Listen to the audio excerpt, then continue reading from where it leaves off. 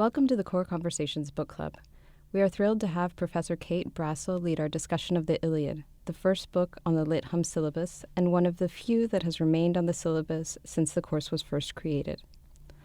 Professor Brassel, a graduate of Columbia College, holds degrees in classics from the University of Cambridge and Princeton, as well as her doctorate from Columbia, where she has taught for the past 7 years. Her scholarly interests include Roman satire, Greek philosophy, and the reception of classical myth. We're so excited to have you lead our discussion. Thank you, Professor Brassel. Thanks, Andrea. Thanks for inviting me here. I'm really excited to have this conversation, in particular because the conversation about the Iliad changes every year. The conversation we had in my first year at Columbia as a first-year student was totally different from the conversations we're having today, and I think in really productive ways. And yet core conversations are endlessly interesting. This attests both to the quality of the text of the Iliad, it is an epic that is multiply significant, and to the intellectual flexibility that characterizes the core. The core curriculum, as you know, started during the Great War 100 years ago, and the Iliad is a text that speaks directly to the existential questions that the mass destruction of modern warfare raised so horrifically. As the core emerged from global conflict, students and professors came together to ask, is there anything of civilization, as it's been handed to us, worth salvaging? Is it good for anything? Indeed, the Iliad itself stages the problems that arise from Greek values that are at odds with each other.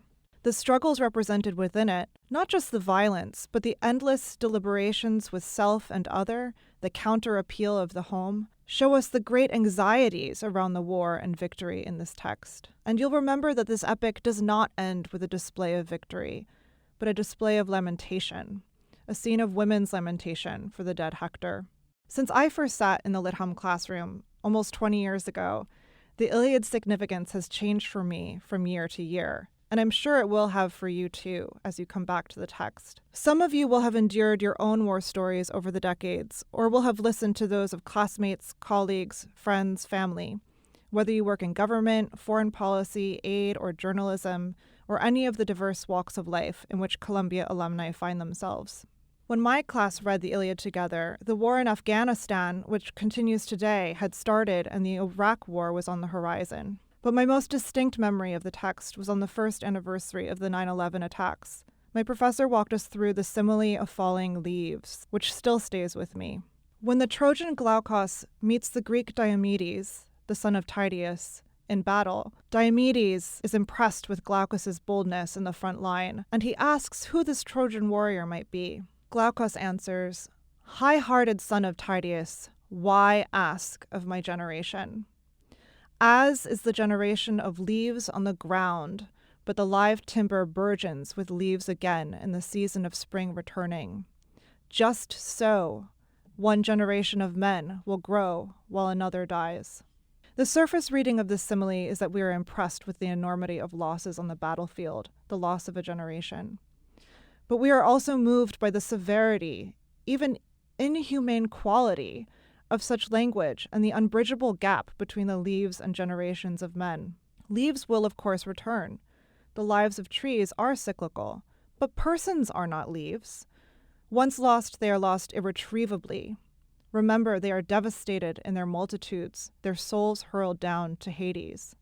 What is so shocking about this simile is that Glaucus recognizes his own insignificance in the face of ultimate vulnerability. Indeed, the artistry of Homer's similes are as much about the distance between a scene and what it's compared to as they are about evoking an explanatory image. And that's often a painful distance that reflects on the work of the text itself. So yes, the Iliad is about this other great war, one of many. It is about death and glory. But remember, as we shall see when we read the proem together a little later in this discussion, this is a story motivated by anger, not glory or honor, by Achilles' anger. Anger not at the putative enemy, the Trojans, but at a putative ally, a fellow Achaean, the king Agamemnon. Just as the conflict with the Trojans arises out of Paris' theft of Helen from her husband, the Achaean Menelaus, the conflict between Achilles and Agamemnon arises out of Agamemnon's confiscation of Achilles' sex slave, Briseis. Agamemnon's confiscation of Briseis, in turn, arose from the reparation of his sex slave, Chryseis to her father at the behest of the god Apollo. The major conflicts around which the epic revolves, therefore, have to do with the traffic in women, and this is a question that we'll keep a close eye on as our discussions over the next few weeks evolve. And not merely to observe that women in the world of this epic are chattel, but also to question what kinds of knowledge and experience they are privy to, and that they alone can tell us. What can women actually tell us about this war that might otherwise be left out of the narrative? For the rest of this short talk today, I'll propose some spheres of discussion, some jumping-off points for our conversation together as it unfolds. Finally, I'll close with a close reading of the proem to get us started. Over the coming weeks, I'll post a variety of prompts, and for those of you who are eager to re-engage with the work of close reading, I'll also post some rich epic similes for us to tackle together. As to discussion, there is a variety of rich avenues for us to discuss masculinity in this text. The striving for honor and glory, and equally the other side of that striving, the avoidance of shame. The Iliad stages fight after fight between Trojan and Achaean, scenes of supplication by the vanquished to the conquered, and fights over spoils, the arms of the fallen, and especially over the bodies of fallen comrades. Scenes of the victor vaunting, that Iliadic verb, vaunting over the fallen. But we'll also explore masculinity in the distance between masculine vaunting, the formulaic boasting of a conquering warrior over his soon-to-be-slain victim, and the vulnerability of the male body. There's a meaningful way in which, in spite of all the talk of glory and reward, this poem is all about the myriad ways in which the male body is porous. As we reread the Iliad together, pay attention to the mechanics of the slaughter. It is relatively rare that an enemy's head is lopped off. Rather, we get scenes of killing that verge on the clinical. A weapon travels through the rib, through the eye socket, through the nipple, mouth, or groin. The Iliad thus displays great anxiety about the precarious nature of even the most admirable, heroic male bodies. Moreover, we'll look at the ways in which Iliadic similes significantly modify what we might otherwise think of as warrior masculinity. You'll remember that many similes are somewhat formulaic. The strong fighter is like a leaping lion, preying upon deer, or sheep, or other weaker animals. But this model is often significantly broken. What does it mean for a hero to be compared to a child, or to a woman, either by the narrator or by another hero? For example, as the Achaeans are being decimated, the stubborn Achilles continues to refuse to join in the fight. Finally, his intimate companion, the warrior Patroclus, weeping warm tears, approaches him to ask him to relent. Achilles looks on him in pity and asks him, "Why, then, are you crying like some poor little girl, Patroclus, who runs after her mother and begs to be picked up and carried, and clings to her dress, and holds her back when she tries to hurry, and gazes tearfully into her face until she is picked up? You are like such a one, Patroclus, dropping these soft tears." Achilles likens Patroclus to a girl, and implicitly likens himself to her mother. This comparison seems to be said without offense. Why is this simile arising at this moment? Remember, much earlier in the poem, Odysseus, Ajax, Phoenix, acting as ambassadors for Agamemnon, have used every persuasive technique in their rhetorical arsenal to appease Achilles and to bring him and his men back into the fold to fight. They fail. So why is it this moment, when Achilles will finally be persuaded to at least modify his withdrawal of his men from the fight, when he will finally be persuaded to relent and to allow at least Patroclus to enter battle? Why is this a moment, one in which both men's gender is transformed? What does this tell us about what it is to be a man? This is one of several complex scenes between Achilles and Patroclus, and we'll discuss the nature and intensity of their relationship. What leads Achilles to lie in Patroclus's arms after death? But here, I think the switching of gender may have something really meaningful to do with persuadability. It is hard to persuade a man in this epic, even if the advice is patently reasonable, even if his offense is patently misguided or overreactive, such as Agamemnon's. We find this too with Hector, who cannot be dissuaded from his plan to disregard safety, his own, his family's, and his city's. Why? Because he would feel shame before the Trojan women and their trailing garments. It is this quality of unpersuadability that the warrior seems to believe is constitutive of his masculine integrity, and yet often leads to disaster. I have found Achilles' assimilating himself to the role of mother and his beloved companion to the role of daughter compelling and yet bewildering for years. But what I would like to suggest is that Achilles' gender transformation through simile is what allows him at last to be persuaded, to be moved. Hector goes through no such transformation, which I'll come to in a moment. This female family language between Achilles and Patroclus reminds us so much of what is lost, for most of our human characters, irrevocably lost in war. That is to say, home, civil society, art. Homer leaves us regular markers of domesticity, from the private scenes shared between Achilles and Patroclus in their camp, to Andromache's appeal to her husband Hector within the city walls. And when Achilles has finally decided to return to battle, to avenge the now slain Patroclus, the shield he carries, which the god Hephaestus has wrought for him, this shield is inscribed with scenes of domestic, civil, and pastoral life. We'll examine together this complex ekphrasis, this description of the shield as work of art, when we read and discuss Book 18 together. But let's now spend a moment with Hector and Andromache. Hector comes home from battle. He comes to Andromache and their little son Astyanax, bitterly named Lord of the City. It is hard not to like Hector. I do. Pious, responsible, the ideal eldest son and prince, cherished by all, including Helen, who recognizes a shared fate between him and herself. But this poignant moment in Book 6 that he shares with his wife and son is deeply revealing, actually. On the surface, it is an intimate scene, a last encounter between prince and princess, husband and wife, father and son. The father's flashing helmet frightens Astyanax. His parents laugh. Hector removes it to calm the infant. It is a touching moment as we send Hector back to war, to what we know will be his death. But read this passage closely and we see something different. Andromache begs her husband to fight closer to the city walls. Why? Because it is safer. He is everything she has, she says. Hector, thus you are my father to me, my mother, you are my brother, my young husband. Take pity, stay here. Be cautious, defend the city, so that you do not leave your child an orphan, and me, your wife, a widow. Hector acknowledges the correctness of her counsel, but will not be persuaded. Lady, he says, I would feel deep shame before the Trojans and the Trojan women with trailing garments if I shrank from the battlefield.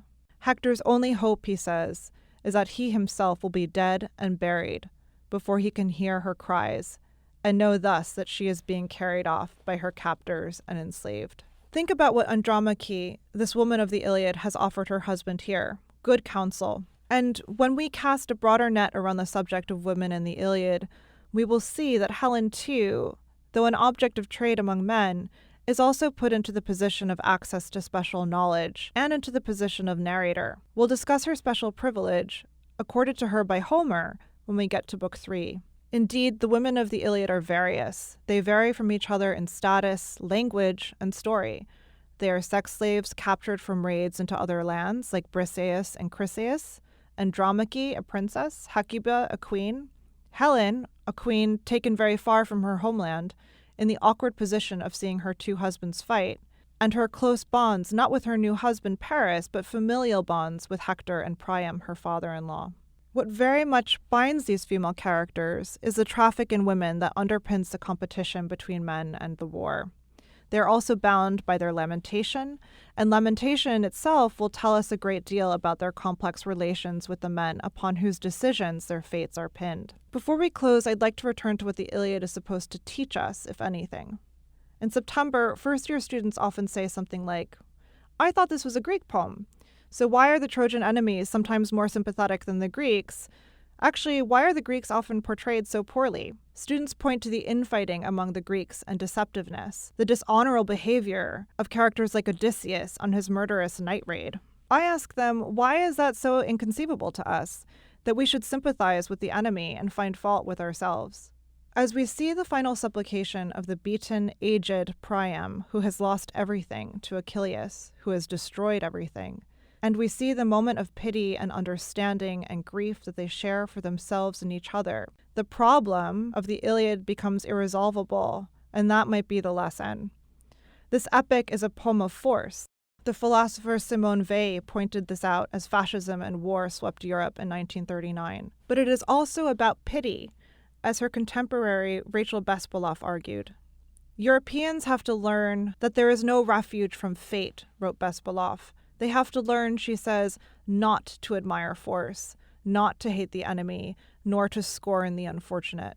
In order to conclude our present discussion and motivate your reading, let's turn to the Iliad's opening lines, the proem. Sing, goddess, the anger of Peleus' son Achilles, and its devastation, which put pains thousandfold upon the Achaeans, hurled in their multitudes to the house of Hades strong souls of heroes, but gave their bodies to be the delicate feasting of dogs, of all birds, and the will of Zeus was accomplished. Since that time when first there stood in division of conflict Atreus' son, the lord of men, and brilliant Achilles. Sing, goddess. Those first two words in Lattimore's translation. What does the phrase tell us? In singing, the bard asks, or demands, that the goddess sing for him, or with him, or through him. When we are listening to this epic, are we listening to the poet or to the muse, the daughter of memory? For this goddess is presumably the muse. We know this from epic conventions. You'll recall the opening of the Odyssey. Tell me, muse of the man of many ways. That's a very typical epic introduction. But in the Iliad, the poet does not say Musa. It seems that they are already in the midst of an understanding, that they have some familiarity. In the Odyssey, where the first line is, tell me, O muse of the man of many ways, it is the muse who gives the poet his material, the memory of the story, but it is the poet who turns the memory into song.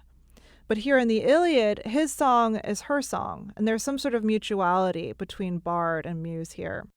Next, sing, goddess, the anger of Peleus' son Achilles. What is the subject of this epic song? What is this epic about? The Trojan War, right? No. The bard and his muse tell us from the first line this is a poem about anger. And in fact, in the Greek, as opposed to our English translation, it is the anger that is the first word. Menas. The Greek says anger, sing, goddess. It is anger that motivates this line and this epic. And it is not an anger that arises between the ostensible opponents of the war, the Trojans and the Achaeans. Rather, it is the anger that arises from a conflict between an Achaean and an Achaean. And that anger, the poet proposes, materially wreaks havoc on the Achaeans, not the Trojans. This first word is a special marked word. There are several words for different types of angst and ire, as you might expect in the epic lexicon, but this one is special, menas. An epic, menas, is used to describe not the angers of humans, but of gods. As we might say, the wrath of God is incurred through moral outrage. So too, this wrath belongs to gods, and, the proem asserts, to Achilles. This man shares something divine with the immortals, which might make sense in that his mother is the immortal Thetis.